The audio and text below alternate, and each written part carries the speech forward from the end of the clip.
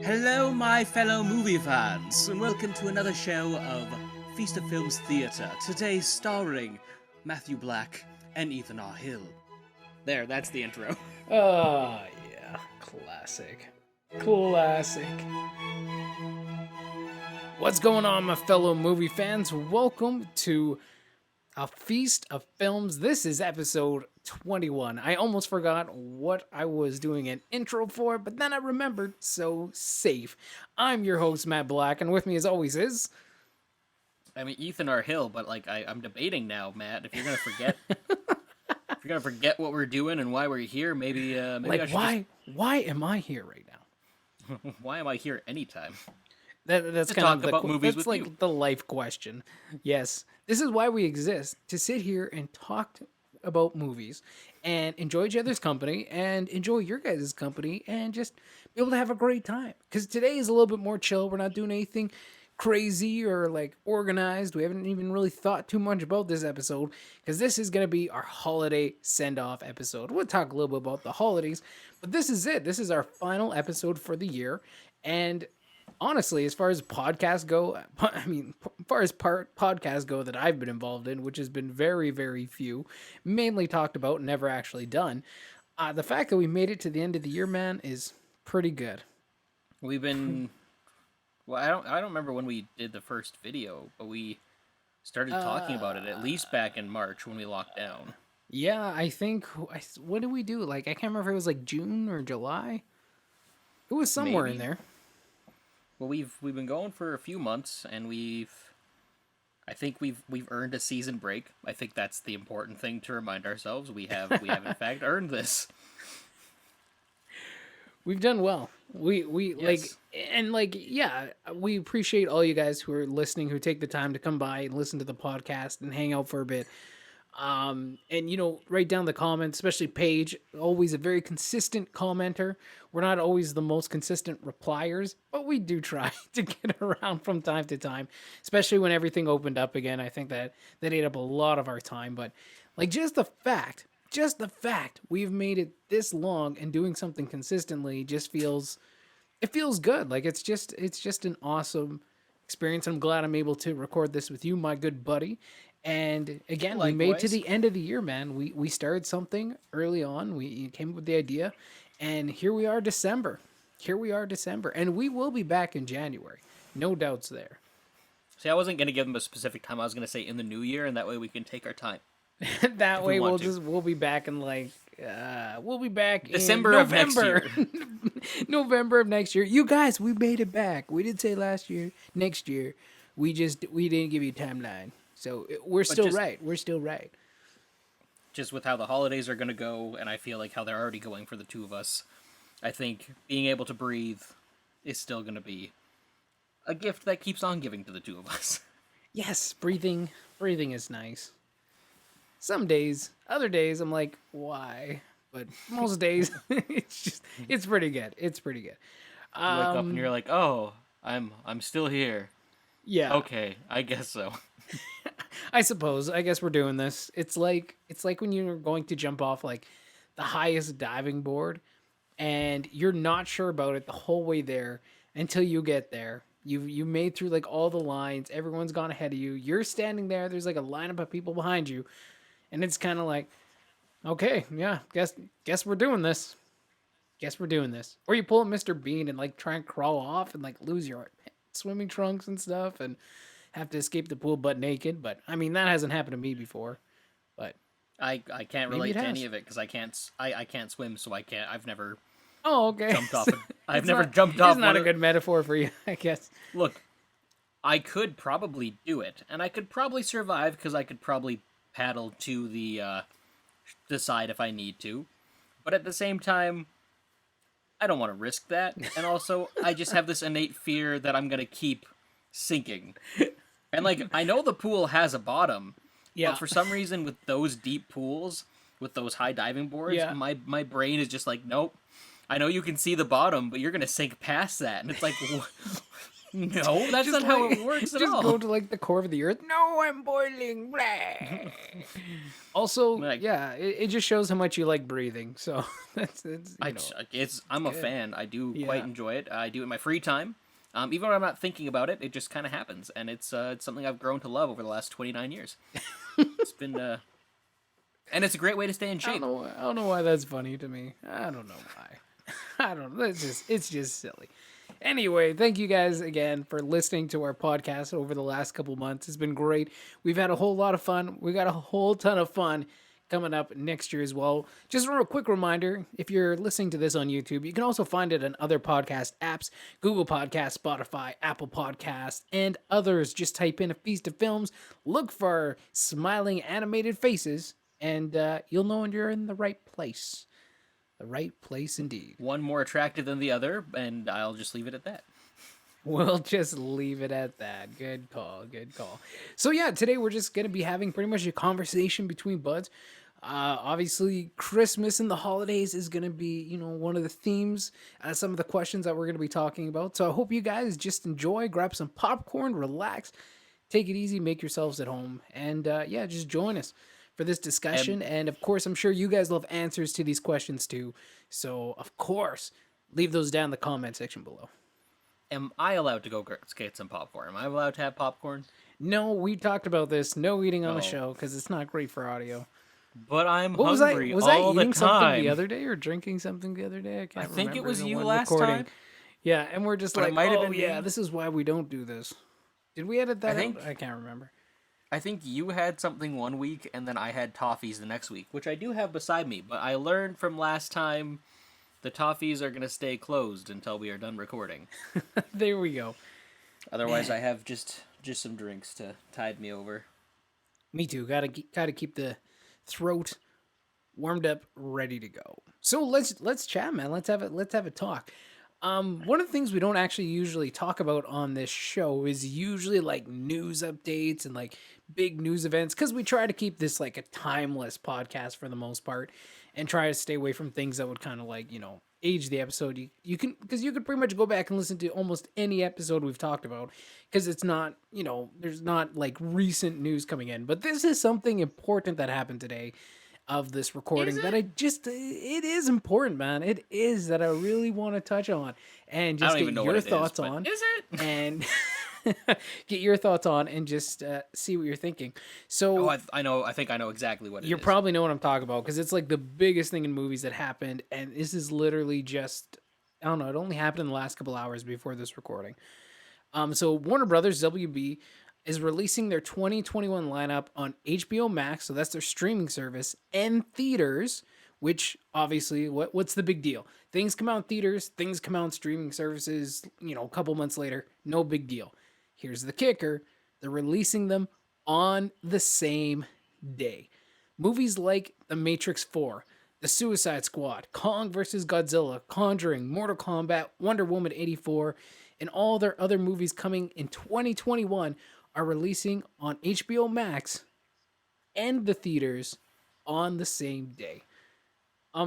Now why this is such an important deal, and I think we did talk a little bit about this couple weeks back, if I remember, Yeah. maybe a little bit more than a couple weeks. We talked about the theaters, they run on such a thin margin, and that time where the studio puts out a movie and before it can go to home releases on streaming or on video, renting it, whatever, VOD, that window, theatrical window, is a really important part to keep the theater industry up and going. It's almost like an unbreakable rule that they have in place between the theater chains and the studios. Obviously with COVID, that's put a lot of things in flux, and Yeah. now we're kind of seeing the result of that. Before, maybe I thought maybe they would start releasing things maybe in theaters for like a month and then go to VOD, like shorten that time. But to get this news that they've completely obliterated that theater window where it's only exclusively in theaters, you can only see it in theaters, and now it's available at home on the same day, that is pretty significant news going forward, especially for movie theaters, and especially if other companies follow suit. Right now, it's only Warner Brothers, but if other companies follow suit, I think that's going to be a pretty impactful thing for movie theaters, especially going forward. What are your thoughts on that? Well, the thing to remember first off is HBO Max, I believe, is still only available in the States, Right. right? And right now, that is a specific move to counteract COVID because they have no idea how it's going to be handled within the States, even in the next while, even if a vaccine comes out, Mm-hmm. right? So they're protecting their assets that way because if they can at least do home release in places like the States, and possibly get some revenue from that depending. Plus, they are really determined to get people subscribed to HBO Max, which a lot of people Of don't want course, to. yeah. Yeah. But they want to measure the same success that Disney Plus got because Disney Plus is still doing great for Disney. But Mm-hmm. that's because they also have the content library to back it up. Right. Um, so this move is a strategic one, and I understand it. I'm also, and I think I've mentioned this before, I'm kind of for it because I think the theater system does need to change. And I think that's because the theater industry has been struggling as is. Mm-hmm. I don't want to see it go anywhere, but I think it is going to need to become a more niche market. And it's going to need to become more of a about the experience rather than about just going and seeing the newest thing. I think Right. it's going to become more of like, again, if they can release older titles in theaters and get people in that way, do it. Like, basically start just screening any movies that you can that will put butts in seats. Mm-hmm. And I think that's where they need to change that. Because I think I've asked this question before. Like, there's movies, obviously, that you saw growing up that if they did a screening for, like, 2 weeks to a month in theaters, you'd probably go, right? Like, For sure, COVID yeah. not Yeah. COVID COVID notwithstanding and all that notwithstanding. stuff. Yeah, yeah. Like, if they bring up kids' movies, I think we talked about last time or something like that. If they did Land Before Time for a month in theaters, fully restored, 4K, all that kind of stuff. Mm-hmm. Which also, I think, the cool thing with that too is it also releases to the push from studios to do a lot of really great restorations of these classic films and actually put the effort into that rather than just doing what a lot of them did when Blu-ray came out, which was just slap a DVD file onto a Blu-ray and say it was upscaled when it wasn't. Right. Because if they actually take the time to restore it for a theater release, then that means we'll also get it for a home release on a 4K system. Mm-hmm. Right. So there's a lot of positives that can go with it. I'm not completely against it, and as long as the theater industry can stay alive in some way, shape, or form, I don't think it's the worst thing to happen. And again, I understand the context of why Warner is doing it, whether I agree with the business side of it or not. It's the same thing with like 90% of Disney choices too. Whether I agree with it or not, I can understand it. It Yeah. makes sense to me, and it's for them it is the smartest move that they could do. Well, and it makes sense, right? Like, especially again, we're talking about COVID. We're talking about unprecedented times because this is an unprecedented move, but it only makes sense in a time of COVID. It only makes sense after a year we've had because a lot of these movies that are coming out in 2021 were supposed to come out this year. Right, like Yeah. Wonder Woman 84 was supposed to come out this year. There's going to be many movies coming out in 2021, even 2022. I'm sure that we're supposed to come out probably in 2020 or things, Yeah. everything gets pushed back. So you can't just sit on it. Again, we talked about I think a couple weeks ago too, like when these studios make movies, they don't have like $500 million just sitting in their back pocket to throw at a theater. Like they got to borrow these things. They got to come up with partners. Yep. There's investment. There's interest, right? So the longer they're holding on to these films and not getting them out in the public, not having them remake the costs that they took to make the film, your interest is going up and up and up and up. So it just makes sense. Like these studios cannot sit on these movies forever Well, without it's like gaining something back for them. it's what I said to you too with the new Bond. If it released on a streaming service and you watched it, but then they after COVID blows over, they released it in theaters, would Yeah. you go watch it again in theaters? Mm-hmm. And Well, of most course people I I've, would. Like, yeah, of course I would. Unless the movie's most people terrible, I've then I talked wouldn't to, take the time to do it. well, exactly, right? But most people I've talked to, they 100% would. But I think that's also again that's where the industry is going to be changing more to being an experience-based thing rather than specifically being something where it's like, well, I guess I am like, because for me, I've recent years I felt obligated to just go and see the newest movie, Right. especially when it comes down to like Avengers and Star Wars, things I don't want to get spoiled for.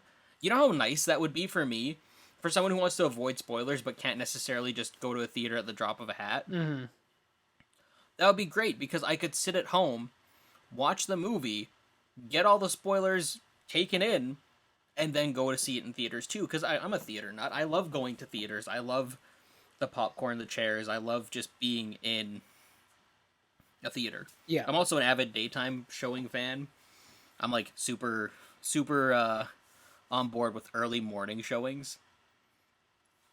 Have you ever done an early morning movie showing? I've done like midday, kind of like when no one's around. It's like me and like two other hombres in the theater. Like, yo, what's up? One of the best experiences I had was actually with one of the Hobbit movies. Yeah. I might have told the story already, but maybe not. And it was me and the girl I was dating at the time went to see The Hobbit, but we got passes for the first showing in the morning. So it was like 10 o'clock in the morning. Nice, yeah. They didn't even have popcorn ready yet. It's like, guys, come on. So it's like, forget the popcorn, man. Maybe some bacon and eggs up in here, man. Maybe damn it. No, I can't even remember what it's called. I was going to say some sort of alcoholic drink. I was going to say like a mojito, but I was like, that's not the morning mimosa. one. Mimosa. I knew it started Yeah. with an M. I was close. But basically, they took our orders. They made popcorn for us fresh. Like, we got the freshest popcorn. Yeah. And they brought it to us in the theater. Oh, that's like, pretty we were slick, sitting yeah. there, and like, dude, it was one of the best experiences ever. And it was like, and there was no one else there. It was us and the staff, and it was great. Like, it was good. And I'm all for that. I'm all for early morning, because also when you leave, so you force yourself to get out of bed and go to something early, but you're going to something early that's fun. Yeah. And then you leave. It's like, so if it's a 10 o'clock showing, it's a 2-hour movie. You're out of there by noon. You still got the whole day. Man. You still got the whole day. Yeah. No, So, I agree with that. It's just, yeah, I just thought it was interesting and something we should talk about because, again, like, I think we talked, again, when we talked about this last time, I'm just trying to, like, jog my memory. I think it's when Universal had some weird deal going on. Oh, Universal had beef. They specifically, Universal was like... Well, I think they had a deal going on, and the I can't remember what is their acronym? Something AMC? American Theater Owners or something. Yeah. Specifically, what it was you said no. What's the? I have no clue what it was, but what United. Was it the UN or something? I can't remember what their acronym I don't know, is. but the situation was that Universal wanted to release Trolls 2 on video on demand because they didn't want to wait. Right. And they did. They did, yeah. And they made so much money that they came out and they said, you know what? Screw the theaters. We're just going to do this as much as we like. We're just going to keep releasing our movies like this. So the theater chains in response were like, oh, okay. I guess we're not screening Universal movies anytime soon. And then Disney pipes up and is like, hey, if you're not screening their stuff, you can still screen all of ours. We love the theater. And it was the funniest thing ever to see between like these like studios 3 big companies. And like the theater chains and stuff. And yeah, I know. I definitely like vaguely remember that. But again, it was all about that theatrical window, right? And of course, that was much earlier in the pandemic. But to see the theatrical window completely like dissolved, and I haven't seen anything from any of the theater companies or anything yet. I'm guessing they're all like on board with this at this point, or deals have been made with Warner Bros. Before they would just announce something like that. I mean, maybe they would, and they're just like F the theaters, man. But who knows? Well, it's also realizing what companies we're dealing with here. So, and here's the weird thing. So you know, everyone thinks Disney is like the big company. It is one of them. It is one of the bigger ones, but it's not one of the 2 big ones. And the 2 big ones are Comcast and Time Warner, which is Warner Brothers and Universal. Those are the 2 biggest companies, and that's actually where Fox was going to end up, was actually with Comcast. They had the highest bid on them. And then Disney came in and was like, nope, we're going to take that. Although, so I've recently realized this from just a bit of research and paying attention to stuff. Disney didn't get the entirety of the Fox library as well. There's a lot of Fox distributed stuff that is actually going back to the studios that made them. And Oh, so they're okay. going to... So, like, that's where, like, a lot of titles are just kind of missing right now. They've just kind of disappeared. That's because Disney didn't get the rights to just distribute them.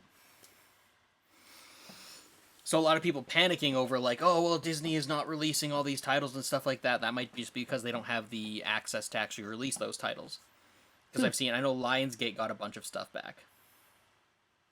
So, again, it's not... A lot of things with this stuff people think is very cut and dry. They're like, oh, well, No, Mickey Mouse taking over the world. It's like, nah, like, it's trust me, it's it's not that complicated, easy. and you're talking about different businesses, and then like even studios aren't even their own, like the head of their business, right? Like Yeah. there these companies that own studios have tons of money, and they're Like, they got their hands in tons of different things, if not you just in ever... studios. If you ever get bored, and, like, I've tried, and then I get bored, just look up to see who owns what and which companies own Yeah. what in the States. Yeah. And it's terrifying. Like, it's actually, like, it's scary just how much is owned by, like, a few different companies. Yeah, just a Like, handful and of like it's... really big ones. Again, it's ones you wouldn't even think are related. But they Yeah, are, and it's... when there's money to be made. Mm-hmm. I think, like, especially like, it just kind of like I don't disagree with the decision. Like again, it makes sense with COVID and everything going on. It makes sense that a choice like this was made. Just looking forward into the future though, I'm just like, man, I bet prices are just gonna jump up like everywhere. Like, because I don't think this is gonna be something for 2021 only. I think you're right. Yeah. I think this is a point, we've hit a point where an evolution has to take place, where things 100%. have to change. And honestly, it may mean the end of like the mom and pop theaters. It may mean the end of like like our Rainbow in Saskatoon is already gone, right? Like the cheaper theaters, right? Like again, like you said, it may become more of an like a niche experience where people who want to go get popcorn, who want to go for a night out, can go enjoy a movie theater. Like it may become like a VIP, but like all of them. You know what I mean? Like across the board. Whereas, It may be honestly, something where you don't take your whole family to, but it's some for mom and dad to go to, you know, honestly though, for a day I night think exclusively, and then the rest like other movies you watch with the streaming service.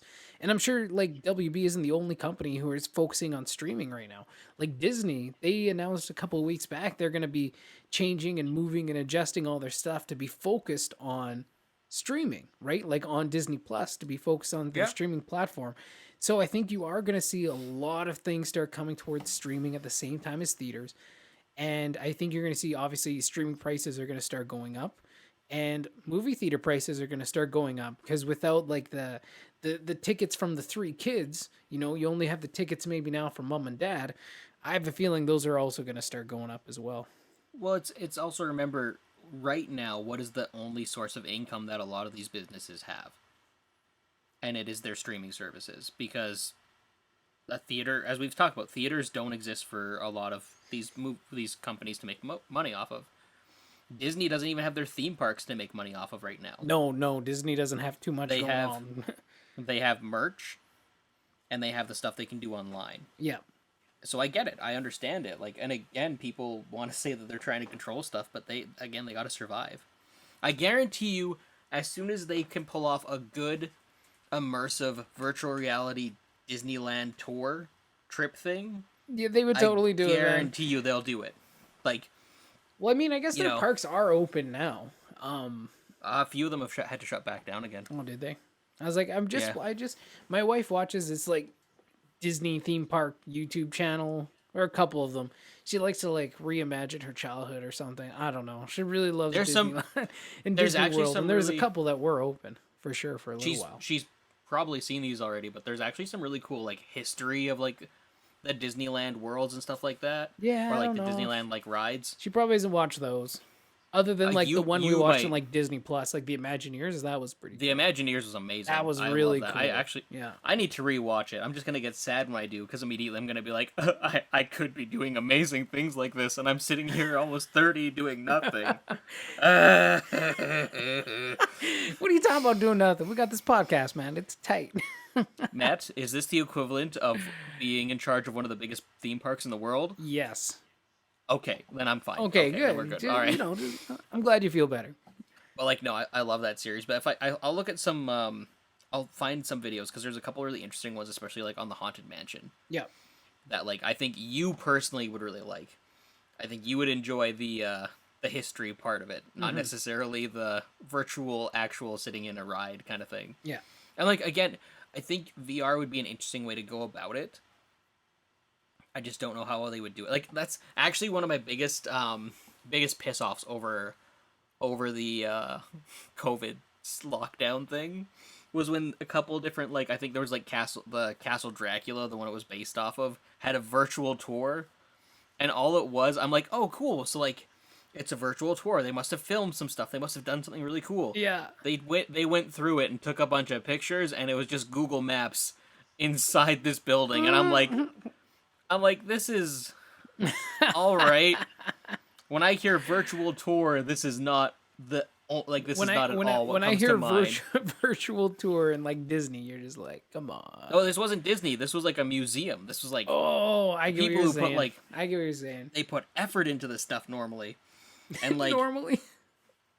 but like that's honestly, and honest, a lot of this comes from like a bit of biasy of Yeah. like I've been reading Ready Player 2, so I'm like suddenly on board the VR train. Like I don't want one, but like because the technology just isn't there yet, I feel. Well, it's definitely not Ready Player 1, Ready Player 2 level. That's for sure. But as soon as it is, man, sign me up. I'll be. Yeah, no, that sounds legit, man. Legit. But yeah, let us know. That's kind of our first question, I guess, of the day that we're gonna be talking about here. What do you guys think of this like complete destruction of the theater timeline there, the theater window, and WB releasing all their stuff on streaming? I mean, it's gonna be awesome. We're gonna be able to see a lot of really cool movies. I know, And then we'll be able to see the HBO Snyder Max Cut. in Canada. I don't know if it is or not. No, so here's the Like thing. people with and this is where VPNs can get that shit too. there's a lot of unknown about it too, but a lot of it could be done through Crave. Right? Yeah, You just like have to pay extra a for lot that. of different things go through different streaming services too. So Disney, maybe, like, yeah, but- Disney even does that. But man, I'm. Then there's the Snyder Cut, and I'm just kind of like still over it. I'm still very over it. That's a whole different thing. But no, it's an interesting turn of events. I'm kind of interested to see how far it's gonna go, and maybe maybe we're wrong. Maybe we'll be just a 2021 thing, or like halfway through 2021, and it'll kind of go back to the status quo. But these type events like COVID that are just so significant in the world, they just have an effect. Like you kind of have to evolve or die, right? So we'll see if this whole movie going experience evolves or if the theaters Flounders. die. Yeah, we'll see. Yeah. We'll see what happens. Because again, we talked about this before too. It comes down to money, man. Whatever is gonna make these guys the most money, they're gonna do at the end of the day. Oh, 100%. At the end of the day, whatever is making them the most money, they're gonna do. So we'll see like- what ends up making the most money. Unfortunate or not, that's what they have to do because at the end of the day, they gotta survive. They gotta eat. No, it's a business. I know they have enough money that they could eat for I don't know years, but they gotta eat. They got to keep things rolling. They got to keep things rolling. All right, let's move on to our next little question that I have here. So we're gonna get now into the holiday themes. So this one's for you, Ethan, and of course for you viewers, listeners out there, for viewers like you. Favorite Christmas movie from childhood. So as a wee young little Ethan, what was your favorite Christmas movie? What did you enjoy? A lot of them. Like it's like so. This is a loaded question for me because like usually around December, Yep. it just turns into a massive flood of me watching Christmas movie after Christmas movie after Christmas movie. Fair enough. I have probably over 10 or so different versions of A Christmas Carol, but I wouldn't say that's necessarily like it's weird because like I have a lot of versions of it, but it's not necessarily my favorite story, Right. but it's a really good one. It's a classic. It's a classic. But if I had to pick my favorite one, honestly, it's the Santa Claus. That was one that popped in my head like first, but like the Santa Claus with Tim Allen, the first one is Okay, freaking yeah, amazing. yeah. Like I don't I hate remember that. 2 and 3. I don't hate 2 and 3. 2 and 3 are fun. They're obviously not at the same caliber as the first one. Yeah, I don't remember 2 and 3 But at all. they're funny. They're funny, silly little family films. But like that first, the Santa Claus is just amazing. Like it's so good. It's super weird, but Like, yeah, how it all happens. I remember being a youngin' and like seeing Yeah. the commercials because like you remember back then when there was like also commercials on like the VHS as yeah. well, Oh, right? yeah. Like that was awesome. But I remember Coming seeing soon to yeah, theaters coming near soon you. to theaters or like coming soon to video. coming soon on It was DVD great. and VHS. It was great, man. That was just like the whole theater experience in your living room with the commercials and everything, trailers and all. Yep. No, I remember just being a wee young and little Matt Black being like, "Oh, yo, man, it's like Tim the Toolman Taylor, but he's Santa Claus. Like, this is awesome." Like, I just loved it. Oh, I was convinced for years for some reason that like the kid who was playing his son in that movie was one of the kids from Home Improvement. And then I got old and started recognizing faces and being and like, stuff. no, that's a very different. It's like it is a small white child, but a very different small white child. Well, exactly. But like, it's all I don't know. It's always one that me and my family watch together. Yeah. I just grew up watching that one. It's just kind of been a staple in my household, and it's kind of carried over. Like again, there's so many like the Rankin Bass stop motion films. Like those are also like Rudolph and Santa Claus is Coming to Town. Well, see, yeah. So those ones are also big. Like How the Grinch Stole Christmas, obviously. Massive. Like Alvin and the Chipmunks Christmas specials too were always huge. Like dude, it's such a loaded question because there's just so many of them. What's yours, Matt? Then what's yours? You already kind of mentioned it, Rudolph, man. Like when I think about kids' Christmas movies, Rudolph the Red-Nosed Reindeer is like number one for me. Like we had it on VHS, so it was so easy to just watch, right? We'd watch it on VHS, and then when it was on TV, we'd also watch it while it was on TV. It's like, it didn't matter, man. You watched it all the time. See, we always just schedule it around the TV. Yeah, and we had the VHS, so we like that was constantly on in our house. And I don't know, like in the holidays, you just watch that bad boy. Like I can't even. I'm trying to think of like a number that I could accurately give you to say we watched it this many times, like in a holiday season, and I'm like, it's gonna be a high number. I'd be like, we'd probably watch it like, man, I don't know. Well, man, that's hard because we probably honestly watch it almost once a day. Like it was ridiculous. My brother had this habit even before he was older, and he did this like especially when he was older, especially with movies like The Patriot and stuff. He would watch a movie and then rewind it, and then rewinding for all y'all who are like too young for like what rewinding is. When you had a VHS, you had to literally rewind it back to the beginning so you could watch it again. Just a little before DVD menus for your youngins. Before, oh man, remember how revolutionary that was? I was like, oh my god, this is so much better. I could just go back and go play. Oh my god, I can just watch another movie right now. I don't have to sit here and wait for 5 whole minutes while this whole thing rewinds. Oh my god. But what he would do is he'd watch something and then literally press rewind it and then like literally just watch it again. So like this movie was on so many times just because he had that habit of doing that. But do you remember they actually released like separate VHS rewinders? Like they actually had like there was actually like separate machines you could buy that would rewind your movies for you. Oh man, that was way too high for me. That was way too much money. I'm too poor for that. I was gonna say like growing up the way that we did, like that's something neither of us would have had, but it existed. That's so interesting. Because it'd be like you just pop it out and put it in that thing and then put it in another one and just keep going. Like, That was like high end of like film entertainment systems. Like, do you have a videotape rewinder? What's that? It's a machine that exclusively just rewinds videotapes. Like, no, I don't. What a wow. loser. Like, just look at this guy. Like, doesn't even have like a a 120 TV over here. No videotape rewinder. This guy, what a loser. Oh So man. with this, Matt, though, theoretically speaking, if you watched it, say, once a day on average, or even if you didn't watch it once a day, say that you watch Rudolph, honestly, let's say 20 times per year. Yeah. So 20 times per year, and it's simple math, and say for 29 years. Okay, well, it wasn't when the whole about 29 years, but like for sure. So for how many, like would you say the first Probably from like age like 3 or 4 to like like 12 I don't maybe? know, yeah, maybe somewhere in there. So say about 8 years. Let's just say 8 years. Sure. So with 8 years, so you've watched it at least 160 times. God. Plus probably at least once a year since then. So from like when you're 12 until you're 29, right? So I don't know what you're talking about. I'm 20. I could comfortably say by your estimation you've probably watched it about 200 times, if not Oh just my under. gosh. That's way too many times, but But in your defense, it is really short.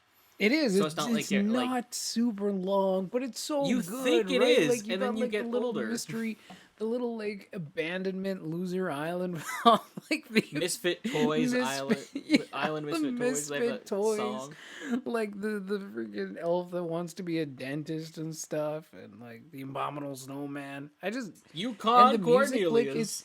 yeah, yeah, gold. Whoopee! You can just like lick it. Nope. It's silver. It's gold. Oh, Like it's just Bumbles so great. bounce. And I don't even really like the like I'm not a big fan of like stop motion type animation. Like it weirds me out. Like there's something weird with I the love frame it. rate.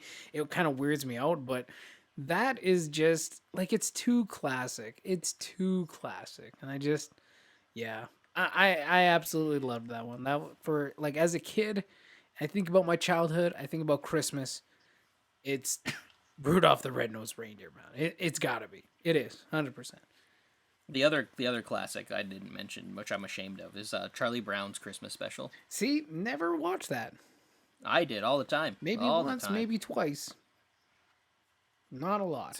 That's a classic. It's another classic, man. Okay, so like part 2 of this question. What's your favorite Christmas movie now? Oh no, that's not a fair question. Like as Actually, no, as an adult. Nope, never mind. I know what it is. So anyway, I'm gonna continue my thought from earlier. This isn't my favorite one, but it's an honorable mention because like a lot of people dogged on it for no good reason. But it's the Christmas Chronicles, like the Netflix movie. I haven't seen that. That's the one with Kurt Russell, right? Kurt Russell, and for Kurt Russell playing Santa alone, it is worth it. He's hilarious. It's just well made. It's just fun. It's goofy. It's a family movie.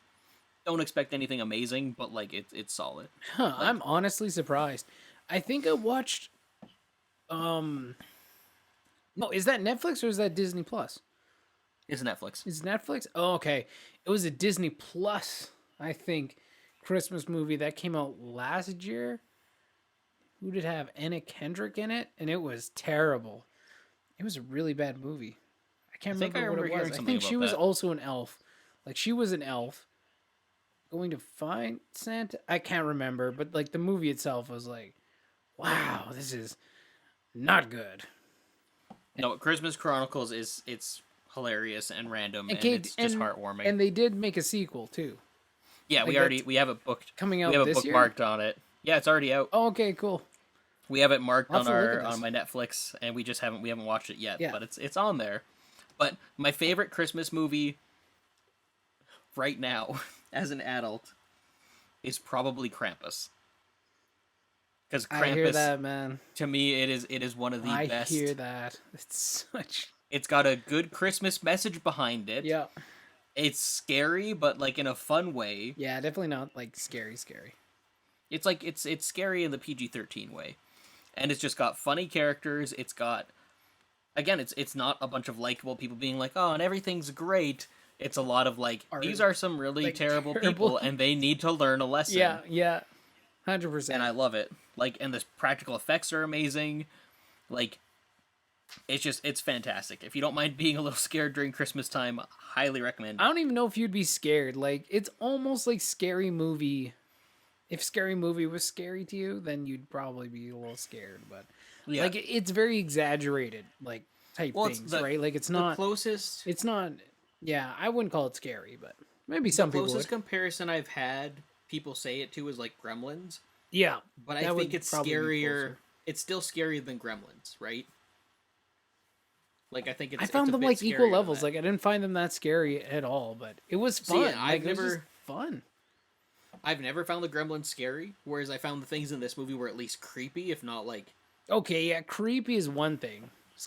Creepy to me and scary is like two different things. Yeah. Creepy makes your like spine crawl, you know, but like scary is like, oh shit, I'm scared. Like two different things for me.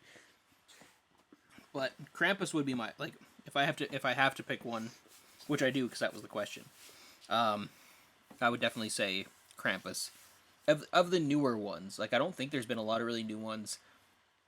There's ones I want to see, like The Man Who Invented Christmas with Dan Stevens, where he plays Charles Dickens. I don't think I've seen that. Yeah, he plays Charles Dickens writing, and he's struggling to write The Christmas Carol. Interesting. So I want to watch that. Oh, I'm blanking on Christmas movies. I mean, like, there's always the Star Wars Holiday Special. I do quite love that one. There's a Lego one now too. That I still need to watch. I haven't heard seen good it. things about it. I don't know. There's other ones too that I watched with my family that were like classics growing up that I didn't really pay attention to, but I have as I've gotten older. Yeah. Like White Christmas with Bing Crosby. That one is one that my mom loves, and just as I've gotten older, I kind of have appreciated it more. Oh, no, I'm a horrible person. I have forgot. But it kind of ties into other stuff. Okay. Well, how do you feel about It's a Wonderful Life? Have you seen It's a Wonderful Life? No. Okay. I have heard it is So- like the most amazing thing ever as far as like classic films for Christmas go. It's a wonderful. I'm not So seeing here's where I'm conflicted on it, because It's a Wonderful Life is one of my favorite movies. I love that movie. I watch it every year. I think it is a great movie. It has a strong message. It is good. 90% of the movie does not happen at Christmas. At beginning and end, and there's bookmarks to it, but the rest of it is just like about a guy's life. So that's where it's like, does it count as a Christmas movie? And it does, because it's recognized widely as one of the greatest Christmas movies of all time. right. But, well, it's like, on a, I think, really unrelated note, Planes, Trains, and Automobile is a Thanksgiving movie, right? I did not know. I'm just no. I don't either. I'm just like no help to you. You're just like, have you seen this? I have a question for you. I'm like, I don't know. There's a few movies on my list that I'm going to watch this year that are not necessarily Christmas-based. Yeah. But, like, It's a Wonderful Life, I think, is probably still one of the best movies in general to come out ever. It is just phenomenal. But yeah, it's one that I'm always conflicted on being like, is it a Christmas movie? Because most of it doesn't take place at during Christmas time. Yeah. Yes, I feel like that's going to be part of our bigger discussion here, because that is, yeah, that's an interesting. What exactly makes a Christmas movie? Okay, let's pocket that question for a sec. Yeah. Let's come back. I have to an it. answer. I do have an answer for that question Okay. too, but yes, we'll come back to that. But like, Sounds but, good. So if I had to pick as an adult, it would be between It's a Wonderful Life and Krampus. Krampus. Fair enough. Yeah. Fair enough. Okay, we'll come back to that in just literally a couple of seconds here. For me, I think one of my favorites, and I don't honestly, when I was like writing this and thinking about it, I was like, I actually don't watch a lot of Christmas movies. I really don't. Like, obviously, because Christmas is only a certain time of year. And I think Yeah. as an adult, we spend so much time now getting like the gifts and stuff ready for the kids and like making all the magic happen, right? For the kids instead of I like mean, being the kid and just enjoying it, right? I mean, as yeah, as like a you, it's a little as bit. a single 29-year-old, that's never been a thing for me, Matt. What? You do not like make the magic happen for your roommates? Come on, Oh no, man. I do that, but like there's one of him. Like Yeah, it's easy. yeah. It's like, hey man, I got you a thing, and I don't even need to wrap it. I could just throw it at him, and he'll be a like, thing. "Oh, Christmas miracle." Yeah, man, that was exactly how me and the boys used to roll when we were roommates. Just throw shit at each other. Here you go, Merry Christmas, you son of a Merry bitch. Christmas, you filthy animal. Exactly. Oh, Oh, Home Home Alone. Alone. How did we forget about that? This is embarrassing. We should, you know That's what? actually- You guys stop listening right now. We're clearly unqualified to do this. Home Alone is actually one I didn't watch a lot growing up, and I watched didn't it watch a lot as an ton. adult. I don't But know like, how I forgot like about it. Home Alone 1 and 2. I like it, but oh no. my god, love those films. Love them. Okay, so as an adult, those are definitely on the list, the Home Alone films. They were a big part of my childhood too, so I can't remember how I don't know, maybe I was thinking like too young. Like, because when I was older, I used to watch Home Alone a lot with my uncle, Yeah. and we get a kick out of it every time he pulled traps. So I think mentally, I was just thinking too young. What's your favorite trap? I gotta interrupt this because what's your favorite trap in the Home Alone movies? What's your favorite think- moment? Like the most iconic one. Okay, so you're talking about like all the movies, or just like for each film? Let's say the first two, because like out of the first two, because like no one knows about the rest. Like we don't care about the rest. Oh man, there's Although I did see the third one in theaters. I got to see Home Alone 3 in theaters. 3 was actually not bad. 3 wasn't terrible. Like it wasn't as good as 1 and 2. But after 3 though, it's like why are we doing this? Why are we doing Like, this? and who keeps leaving these kids at home alone? Like, come on. Yeah, obviously a different kid, but still. Man, that's such a hard question because there's so many funny ones. Like, I obviously the paint cans coming down are like Yeah. hilarious, and then My they like tooth! redo it in the second one too, right? Like he dodges one, dodges the second one. He's like ha, and then he like drops. I can't remember if it's like a banister. It's like a big Yeah. long thing. Comes down like gets them both. Like oh man, that was funny. I think it was like Marv. He's like going down the stairs in one of them, and there's like tar all over like the steps. Yeah. And then there's like a nail, and he just steps right on it, like just make you cringe. Or when Marvin, what's the other guy's name? Oh no, character. Joe Pesci's character. Yeah, Joe Pesci's character. Marvin. Who's It was who just does in Joe the Pesci top of my play head. It was just in the top of in my Home head. Alone? He's one of the wet bandits. Yeah, no, but what's the character's name? Oh, he's googling it. Prosper's googling it for It's us. just it was literally at the top of my head. I was just about to say it. Marv, it's not Mo, is it? No. Not Harry. Like Harry would be. I think Is it Harry? Is it Harry? It might, yeah, Harry and Marv. Harry and Marv. It yeah, is Harry. Harry. Okay, so like Ha! I remembered it before we even googled it. good job. You're faster than Google. When like Harry like peeked in the door and like the torch comes on and like burns the top of his head. Yeah. I think that was the second one. There's a lot of there like the first one was like pretty good like for the overall story and premise of it and stuff. Yeah. But I think like number 2, the traps were just like a step like higher. You know what I mean? Like so I think for I me, think it's 2 number was, 2 like, where it happens. really great. For me, my favorite one, and I don't remember. I'm pretty sure it is the second one. I don't remember, but it's when Marv gets electrocuted. Yeah, that's the And second there's just one. that Yeah. the one random shot Where where he he's a just is skull. a plastic skeleton. Yeah, just for- yeah. like, but I love it. It's like, an the image that has highest pitch stuck with me, scream. and that is an image that has stuck with me for years. Yeah. I saw it when I was a kid, and it has been ingrained in my brain for years. Yeah. I'm just- I don't know how we totally forgot about that. How do you do that, guy? How do you do that? I bet there is someone listening or just like, Home Alone, you morons! Like just Break it down. Oh, we missed that. I can't believe that they're not saying Home Alone. Oh my goodness, how are they not? how are we probably not there's talking probably about a few that we're missing. Home Alone. Well, of course, there's probably tons we're missing, but Home Alone is so. I'll dig out my so collection good. of. I'll dig out my man. holiday movie collection after this, and I'll be like, oh, I forgot this one and that one. Oh my goodness, One of the other funnier. I'm the worst. One of the other funny parts that's not actually like the film, but it was like a meme that was made after like Donald Trump was like, they like had the Yeah. recording of like grab him by the pussy. Someone like edited that into the Home Alone film, and he's like, "Where's the lobby Where's or the the bathroom? lobby?" Just around the left end. Grab him by the pussy." Like was like the funniest meme. You're just like, this guy's a ridiculous human being. Like it's just funny as And hell. little did we know that man was a monster. Yeah, like at the time, but no, it was really yeah, Home Alone just in itself a Christmas classic. So no, as adult, Absolutely. honestly, like those are still great, and I watch them when I can, and I think they're all on Disney Plus right now too. So easy to watch. Just don't watch past 3. Like 1 and 2 for sure. You can watch 3. I found 3 was pretty good, but after that, it's like why? I think there's like 5 of them. It's like ridiculous. I know people are calling for Macaulay Culkin to come back as like an adult. See, And, like- that would be an interesting thing, like his kid or something. Like I could No, like see... he gets left home alone again. Oh, as an adult. Oh my god. Yeah.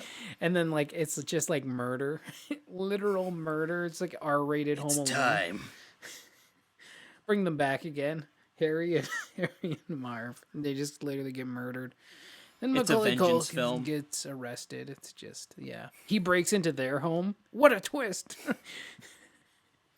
You traumatized me too much when I was a child. Now it's time for revenge. That would be pretty great. The other one I think for me too is got to be like Elf. I'm a big fan of Will Ferrell, so that one, like as an adult, just I don't know, it's just funny. See, It's and, like, funny. it's Like one it's that- funnier as an adult than it was when I was younger. Like now that I get so much more of it, but it's one that I like, but I'd never watch it. But I like it well enough. Like it's not. I don't hate it. I do also find by the end it kind of falls off. Like it just kind of like by the time it's we need to sing for Santa. Yeah, we no, need to like- sing. Like by that point I'm just kind of like the best parts is of the the movie over. the best parts are like the fish out of water, right? Like him just Yeah. trying to fit into Him and society. Peter Like that's Dinklage. just money. Like it's just Where money. he keeps calling Peter Dinklage an elf, Yeah. and like Peter Dinklage beats the Gets crap so out of him. mad. It's one of the That was call me elf one more time. one.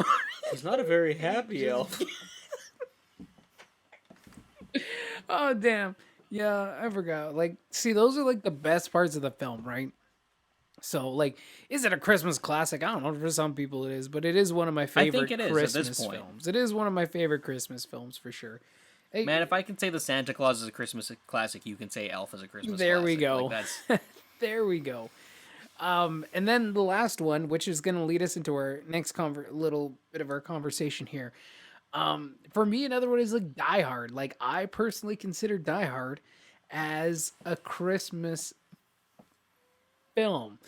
Or one that I generally watch in the holidays, and not just Die Hard 1, but like Die Hard 2 as well, because they're in the same. No one watches like, Die Hard holiday. 2, Matt. Dude, I love Die Hard 2. Like, obviously, Die Hard 1 is like the Die Hard. Like, let's be honest here.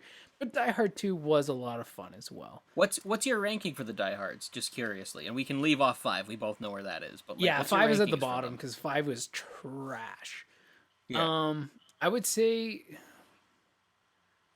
man, that's hard. Let me think about that. You go first. If you have an answer, you go first. Let me think about that. Yeah. Just top of my head. 1, 3, 2, and 4. It go like the first one and Vengeance are phenomenal, and then 2 is good. It's just a lot of the same beats as 1 was, Yeah, it was. and yeah. then Still good 4 is just like an absolute ride because that's where you get John McClane suddenly becoming like an actual action star John and doing stuff that McClane's John McClane wouldn't superhero. do. John McClane Yeah. superhero, old man superhero. 4 But it's was still like fun- it's really still a fun enjoyable time. film. Yeah, Well, Justin Long was great in it. Like the acting was good. He was It fantastic. fun.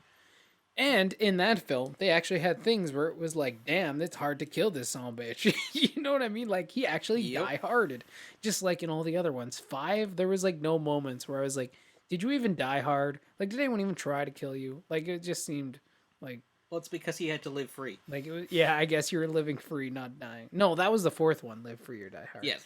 5 was die hard or It was the good. It was a day. good day to die. Yeah, hard. but apparently the But I day guess wasn't that none of it great, was a so, good. So, anyway, Mediocre day to die hard. I think my lineup would be very similar to yours. Like 1 is obviously at the top. Yeah. Then Like I'd as probably a movie, do regardless of Christmas or anything, it's just a yeah. It's a good It's movie. just a fantastic film. Like it's so like it's well an, written. It's an and action well flick, done. but also like it's an action flick, but borderline. I would say it's also a drama. Like it's well, really, it it's is, got a range. and it's it's so a comedy much. too. Like it's got Like it's the story of this man trying to like rekindle his marriage and get his wife back at the end of the day, and just how far he's willing to go to make that at the end of the day happen. 100%. Minus he's a cop and like terrorists and all the fun stuff, but like the heart of the character, like that's where it is, right? I can't believe you just said terrorists and all the fun stuff, Matt. I can't. Well, that's kind of what Die Hard is, right? Like the terrorists and all like the action and all like that's like the wrapping around like the character story that's in there, right? Yeah. And that's what makes it great because it works on so many different levels and layers. Where the other ones didn't quite have that as much. But like, yeah, I think I'd go 1. 3 obviously was like really great because it's finally switched up the dynamic, so it really stood out. Yeah. And you also had Samuel L. Jackson in there, and it was And he pretty was much great. he was awesome, and it was a direct sequel more or less to 1 at the end of the day. And then I guess then I might put 4 over 2 because like I really like 2, but it's like man 4 was like as ridiculous as it was a lot of fun. It was a Yeah. lot, like there was a lot of real fun stuff. Like some of it was ridiculous, and I can kind of look past that. But I thought 4 was like an excellent way to come back to the series, because like the tradition of Die Hard, as they have made it. I'm not saying this is the right move from like a narrative point of view, but each Yeah. one has like obviously the title has become longer, and the films become like more like bombastic as they go along, right? Like they just keep getting into bigger and bigger spaces and bigger different settings and like that sort of thing. Because it goes from like a a skyscraper to an airport to a whole Yeah. city to like the whole eastern coast of the United States or wherever he's Yeah. like dealing with, to a whole different country, right? And the titles get longer, like Die Hard, Die Hard 2, Die Harder, Die Hard with a Vengeance, a good Live Free or Die Hard, A Good Day. Like it just gets more and more and more, and that's kind of like their trend, right? So Yeah. I think coming back in, I think it was just like a really fun, bombastic way to bring Die Hard into like the modern age. Obviously 5 was trash, but I think I'd put 4 then 2. That'd be the only difference. But I think 1 and 3 are still Okay. at the top as far as like Die Hard films go. No, exactly. But yeah, man, just tons of fun. So like for me, Die Hard's definitely a Christmas film that I watch at Christmas time. And that brings us into our next point, which is Die Hard a Christmas film, and what exactly makes a Christmas film? So that's So kind of our I next have point, and you obviously have some thoughts on that. So let's. I have an Give the I have an floor to answer, you. and I have a theory. Oh, just wait, because just wait. Yes. Y'all, what's your favorite childhood Christmas movie and your favorite Christmas movie now? Throwing it at you guys. Don't want to forget about you guys. Sometimes we just have a great conversation. I'm like, oh yeah, there's other people here. Just wait. We got to ask you guys questions. So leave that down. Comment section below. Okay, Ethan, what do you got for us? So I think the simplest way to break down what makes a Christmas movie is, can you have that same movie exist without Christmas in it? Right. Because Okay, Die okay. Hard, 100 Die Hard, you Okay. could definitely have without Christmas. You could remove Christmas entirely. You could just have it like, it's an office party. It's just something that they're doing. He's going out. Like, you can remove Christmas from it and it doesn't change the story at all. Like, Okay. overall, it is still the same movie. Gremlins is the same thing. The Santa Claus is not. Christmas Carol is not.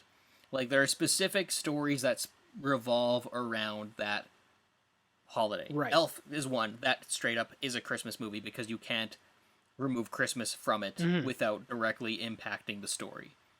Right? Same thing with Rudolph. Santa Claus is coming to town. And that's what I think technically would define what a Christmas movie is. Now, at the end of the day, I do also concede that a Christmas movie is whatever is a Christmas movie to an individual. Because my mom's favorite Christmas movie is Sound of Music. Which is like That's 0% Christmas. nothing to, it's 0% Christmas, about 60% World War II, 40% musical. Yeah. And like, but it's always on CTV, which if there anyone here who isn't living in Canada, anyone listening, CTV is just Canadian television. It's one of our many news stations up here, or TV stations up here. It's always on CTV at Christmas time, without a fail. Every December, it is on TV. So we watch it every single year. Growing up, Sound of Music was on the TV every year. Mm-hmm. So to me, that's a movie that I immediately associate with Christmas. But obviously, you can't take the Christmas out of it because it's not there. Right. Harry Potter is another one too, that like it feels Christmassy to me. It does. Like the first two especially feel very Christmassy. But they're not Christmas movies. There's like a brief scene with Christmas, but the rest of it is not. Right. So to me, to answer your question, long story short, a true Christmas movie is one that needs Christmas to be in it in order to function. But at the end of the day, I'm not going to take Die Hard away from you or Prosser or anybody else. From a because, narrative like, standpoint, you're saying like that Christmas is like a core pillar to the plot and everything kind of going on. Lethal Weapon's another example. It's a movie that takes place during Christmas, but it's not a Christmas movie. The fact that you have to think about it and be like, does it take place at around Christmas, means that yes, it's not a Christmas movie. Yeah. Is it? Yeah, it's kind of hard, like, too, with one of them for sure does take place at Christmas time. The first one does, because if I can just break down a scene quickly, sure. When we first meet Riggs, he does a drug bust in a tree sale area. He's surrounded by pine trees and stuff. Okay. Yeah. Wait, isn't there one where they have like the Christmas tree in their house when people break Probably. in? I'd have to rewatch those again. Prosser, Is there more than how one many of the that's around lethal Christmas? how many Lethal Weapon movies take place around Christmas time? First one. Just the first one? Does anyone break into their house in the first one? Does anyone break into their house in the first one or no? Because he is remembering you know someone what? breaking into their house Maybe, with a because Christmas I'm tree. pretty sure the guy drives in. Doesn't the guy drive into their house? Wait, is Gary Busey in the first movie? Yes. Oh, I need to watch Lethal Weapon again. Yeah, he drives into like their house or something. Yeah, no, I'm remembering it now. Okay, Another okay. movie that's an unexpected one that is we discussed this a couple days ago. That is it's not mandatory to watch, but it is 100% a Christmas movie. Is Jingle All the Way. Oh yeah, with Arnold Schwarzenegger. You cannot take Christmas out of that because you could try and make it a birthday present, but again, It wouldn't be the same. craze. Well, the craze with all like The toys the and craze stuff. with Yeah. the toys and them being sold out. Yeah. The lengths that he has to go to, a bunch of the stuff that happens, it would inherently change the story beats and structure of that story if it didn't involve Christmas time, Right. including the big parade at the end. Nowadays, maybe Black Friday would be the only thing that maybe could be comparable. Maybe. But it happens so close to Christmas that like it kind of ties hand in hand with it, right? Yeah. So like, I don't know. That's my answer to it. And again, at the end of the day, if you personally have a Christmas movie that is not solely based around Christmas, again, I'm not going to take anyone's family traditions away from them. But that's how I would define what a true Christmas movie is. No, and that's a very like logical and from a like a narrative point of view and like as a storyteller, like obviously that is what makes the most sense. That Christmas I've thought about is a this a part lot. of a narrative. Like clearly you've definitely put more thought into it than I have. Well, it's actually a good example of this is where you have National Lampoons, you have the Vacation film, Yeah. and you have Christmas Vacation. Both of those films technically are a very similar kind of premise, but they're very different. Yeah. Because one takes place on a vacation, like a road trip. The other one takes place in home. Mm-hmm. Because of the Christmas element. Where are you for your Christmas vacation? You're at home with your family. Yeah. So that's another one that is inherently Christmas. Christmas movie. You can't take the Christmas out of Christmas Vacation and have the same movie. Yeah, no, it makes sense, man. I honestly can't argue with that theory, with that logic. Again, I've thought about this way too much, and talked about this way too. Like it's an annual discussion. That is a Christmas tradition in our household. It's discussing what makes a Christmas movie, because this is what gonna be our. Well, not we haven't actually spent many Christmases together, but this will be like what, our 10th Christmas knowing each other, and this has been a conversation that's been going on for 10 years now. Me and Prosser have discussed this for 10 years. Yeah. So yeah, could write an essay on that. Not going to, but I could. You definitely could. No, and again, it's a pretty solid, sound theory. I'm trying to remember Die Hard 2, because I feel like there's more of an argument for Die Hard 2 being a Christmas movie. Honestly, you just need to find any way to get them in the airport. Yeah, but the amount of air traffic, I think, is a big deal. There are the several different wintertime holidays where there's blizzard, a lot which of- it's like you could have like you could have like the snow at like a different time of year. But I guess even their Thanksgiving is like November too, right? Yeah. I don't want to make excuses for my own point, but I'd have to go back and watch them because I feel like there might be an argument for New Year's as Die well. Hard 2. There might be an argument. But no, I agree. Like from your logic, no, that definitely makes sense. Like it being a core pillar and totally incorporated into the film and story makes it a Christmas film. And that's why It's a Wonderful Life. You could totally remove Christmas from it, And it would be no different. and it would still be an amazing movie. Yeah. Excuse me, but it's there. Almost like a trumpet. That's because I tried to hold a burp, or a burp / hiccup, and then It was a hiccup. It turned into an elephant. it was No, it was gas. No, absolutely. And I mean, I think Christmas too. I think like you're right. There's that second category where it's like from a technical standpoint, yes, that's part of the story, but also there's all of our emotional connections to when we watch these films. What makes it feel like Christmas to us, and that is also an It's like, important element to add. But that's a totally personal element that can only be felt or only be measured by that one individual, right? So like something that's What's a like, Christmas movie for me may not be one for you and vice versa. Batman Returns takes place around Christmas, but again, you could Oh yeah, it totally does. easily remove. Man, I had Christmas a from it and dream have the last same night of story. Danny DeVito's Penguin. It was very unpleasant. I'll just leave it See, at I that. had a dream. I had a dream about Selena Gomez asking me out to a dance after she had to interview me about something. You know what? That's a way better dream than Danny DeVito's Penguin. I'm confused where it came from because I haven't watched anything to do with Selena Gomez in like a very long time. The secrets of the heart. I guess Yes, I'm just that's what it. I'm secretly in love with Selena Gomez. That's 100%. well, it was a secret. Now it's all over a podcast. So there you go. She don't listen. It's not gonna get out to her. So what are your guys' Christmas movies that maybe aren't Christmas movies? Which ones are Christmas movies to you? That was a really weird way to ask that question.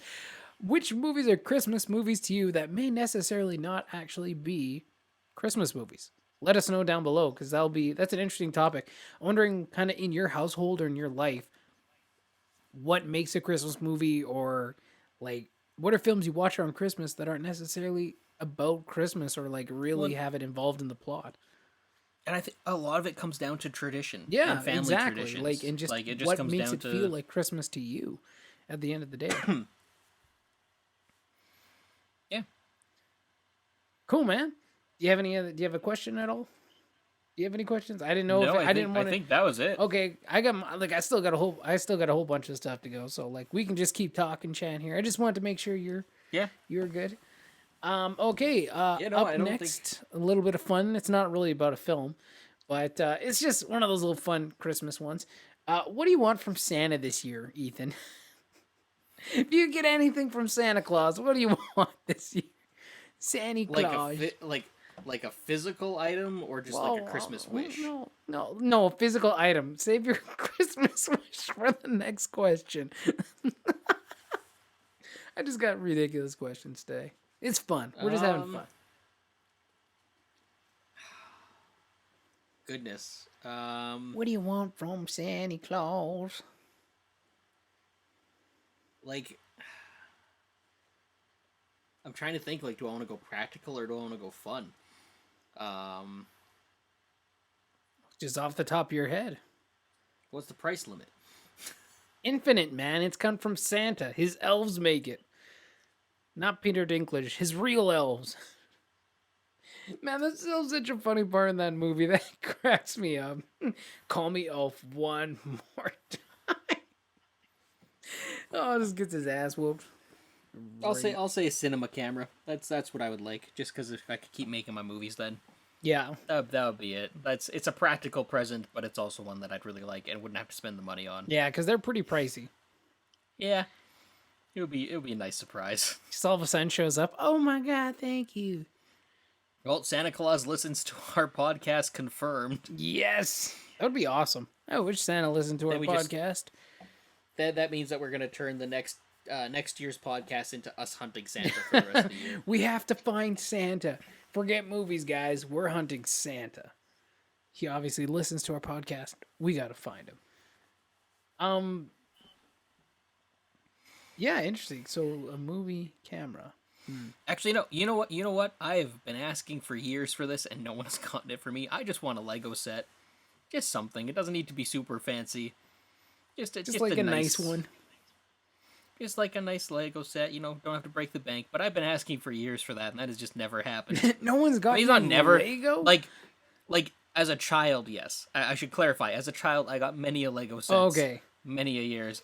As an adult, I've asked, and seriously asked. Like, it's like, because people are like, I don't know what to get you. And I'm like, it's like a puzzle, but like, not really. So just give me a Lego set. Yeah. And everyone's like, no, I'm going to get you other things. Everyone's and it's like, nah, okay. you're too old for that shit.